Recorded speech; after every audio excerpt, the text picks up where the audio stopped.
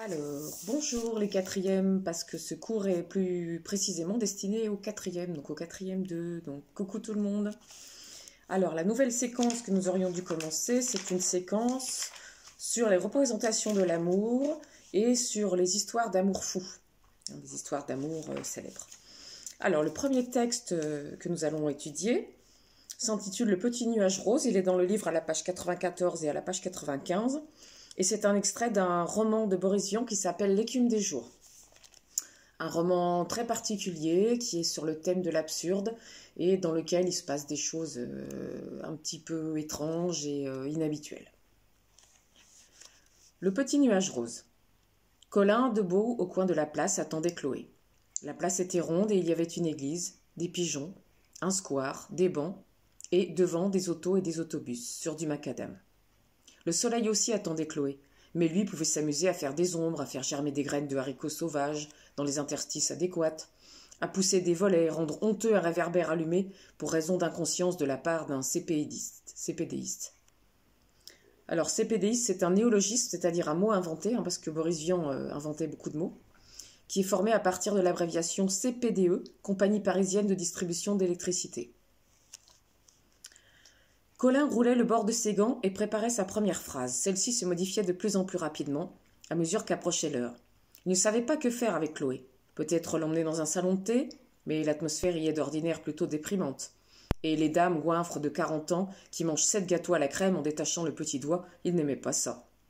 Il ne concevait la goinfrerie que pour les hommes, chez qui elle prend tout son sens sans leur enlever leur dignité naturelle. Pas au cinéma, elle n'acceptera pas. Pas au députodrome, elle n'aimera pas ça. Pas aux courses de veaux, elle aura peur. « Bonjour !» Chloé était arrivée par derrière.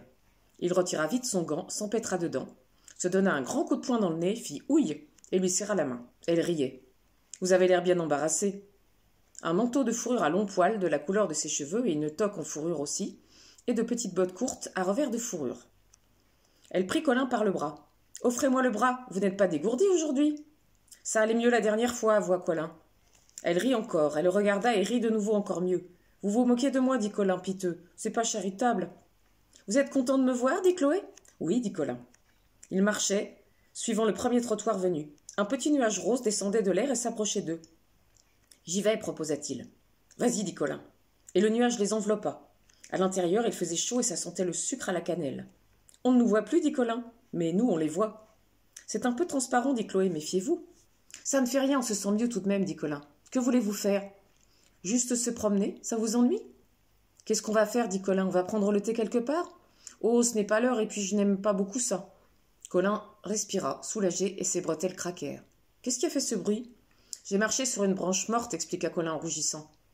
Si nous allions nous promener au bois, dit Chloé. Colin la regarda ravi. C'est une très bonne idée, il n'y aura personne. Chloé rougit. Ce n'est pas pour ça d'ailleurs, ajouta-t-elle pour se venger. Nous ne quitterons pas les grandes allées, autrement on se mouille les pieds. Il serra un peu plus le bras qu'il sentait sous le sien. « On va prendre le souterrain, dit-il. » Le souterrain était bordé de deux côtés par une rangée de volières de grande dimension où les arrangeurs urbains entreposaient les pigeons de rechange pour les squares et les monuments. Il y avait aussi des pépinières de moineaux et des pépiments de petits moineaux. Les gens ne descendaient pas souvent dedans parce que les ailes de tous ces oiseaux faisaient un courant d'air terrible où volaient de minuscules plumes blanches et bleues. « Il ne s'arrête jamais de remuer, dit Chloé en assujettissant sa toque pour éviter qu'elle ne s'envole. Ce ne sont pas les mêmes tout le temps, dit Colin. Il luttait avec les pans de son par-dessus. Dépêchons-nous de dépasser les pigeons, les moineaux font moins de vent, dit Chloé en se serrant contre Colin. Ils se hâtèrent et sortirent de la zone dangereuse. Le petit nuage ne les avait pas suivis. Il s'était acheminé par le raccourci et les attendait déjà à l'autre extrémité. Alors, cette scène raconte a priori un rendez-vous d'amoureux, qui apparemment n'est pas le premier, puisqu'à un moment donné, Chloé dit à Colin « Vous n'êtes pas dégourdi aujourd'hui ?» et il lui répond « Ça allait mieux la dernière fois. » Mais ce n'est pas un rendez-vous amoureux ordinaire, puisqu'on a quand même des choses un petit peu étranges dans ce texte. Notamment ce petit nuage rose qui vient les envelopper, qui en plus sent le sucre à la cannelle, donc ça ressemble un peu à une immense barbe à papa. Et ce petit nuage rose, évidemment, symbolise l'état amoureux du couple, d'où l'expression aussi être sur un petit nuage, quand on est très heureux et qu'on a l'air d'être un petit peu comme au-dessus des gens des gens qui, eux, sont peut-être plus dans le quotidien et ne sont pas amoureux en tout cas. Et puis on a aussi cette allusion à ces choses étranges qu'il y a dans ce souterrain, notamment des pigeons de rechange, comme si on devait toujours recharger en pigeons les endroits publics, alors qu'en général on essaie plutôt de les faire fuir. Et en fait, ce n'est qu'un petit échantillon des bizarreries qu'on va trouver dans le livre, qui est un livre très poétique, mais aussi absurde et avec des éléments surréalistes. Et Colin et Chloé vont finir par se marier, mais par contre leur histoire d'amour va tourner à la tragédie, puisque un gros nénuphar va pousser dans les poumons de Chloé. Les nénuphars, ce sont ces grosses fleurs qu'on trouve sur les plans d'eau, des jolies fleurs qui flottent dans les tons roses. Et pour lutter contre ce nénuphar qui pousse dans ses poumons et qui l'étouffe, eh bien, Colin va être obligé d'acheter de plus en plus de fleurs qui permettront de lutter contre la progression. Mais en achetant de plus en plus de fleurs, il va s'endetter, devoir prendre des différents métiers, dont un métier très bizarre dans lequel il va faire pousser des fusils par la chaleur de son corps et autres bizarreries. Alors, cet extrait s'appelle donc Le Petit Nuage Rouge. Le livre s'appelle L'écume des jours, qui est aussi un titre assez poétique et un peu étrange, puisque l'écume, c'est normalement cette mousse blanche qu'on trouve à la surface de la mer. Donc en général, on ne parle pas de l'écume des jours, mais plutôt de l'écume de la mer.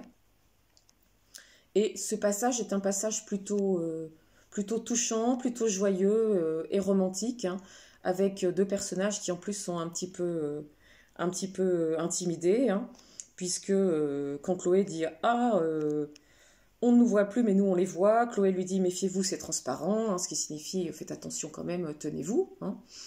Et puis, quand il propose d'aller au bois, Colin dit « Il n'y aura personne ». Et là, c'est Chloé qui rougit et qui dit « Mais nous ne quitterons pas les grandes allées », comme si tous les deux craignaient une trop grande intimité ou craignaient peut-être éventuellement d'aller un petit peu rapidement, un petit peu trop rapidement.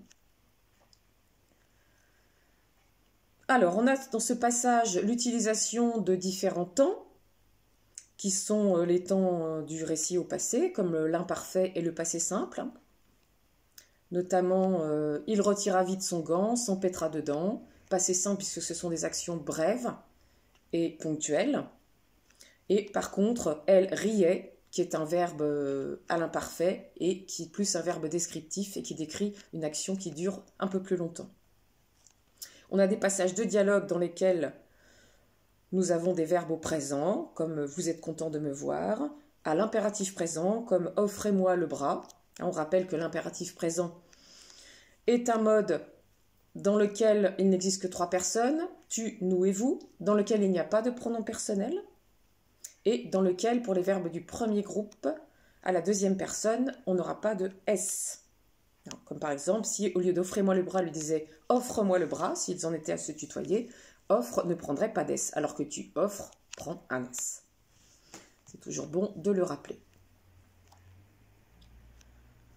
Donc voilà pour ce premier texte, qui est un premier texte sur le thème de l'amour, et avec une histoire d'amour très célèbre, qui est celle de Colin et Chloé. Voilà, c'est tout pour ce premier texte. Bonne lecture si vous voulez relire, je rappelle page 94-95. Au revoir.